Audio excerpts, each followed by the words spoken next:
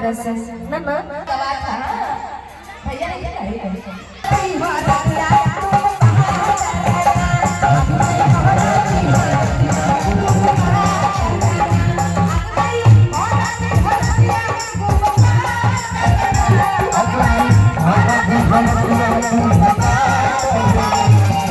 आगे माई शंकर भैया के बेटी के लागे हरा दिया ना और कहीं जाता आगे माई भैया के बेटी के लागे हरा दिया आगे माई भैया के बेटी के लागे हरा दिया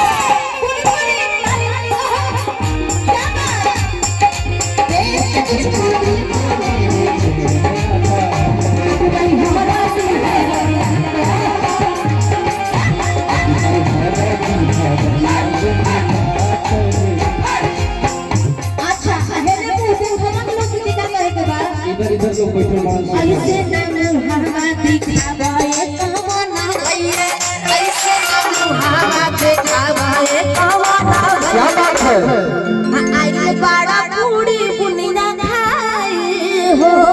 एकदम पूरी पूरी नहीं थे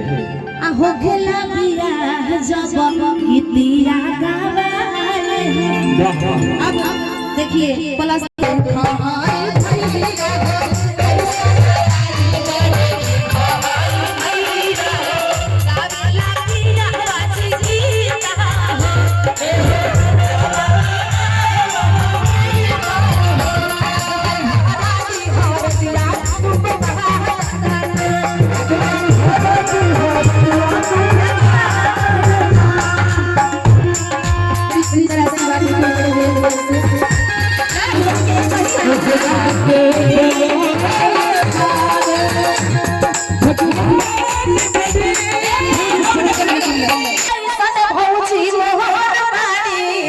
क्या बात है से गोर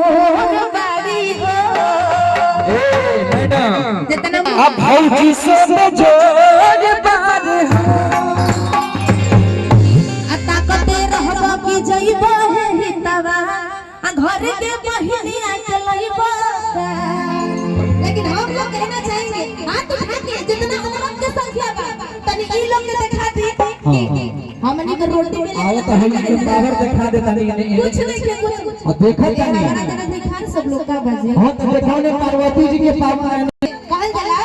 एगो बात कहावत में औरत के लिए एकदम कहते कि एक छोटी सी बात कहानी बन जाती है एक छोटी सी बात कहानी बन जाती है और अगर जिद भी औरती आ जाए तो झांसी की रानी बन सकती है झांसी की रानी बन सकती है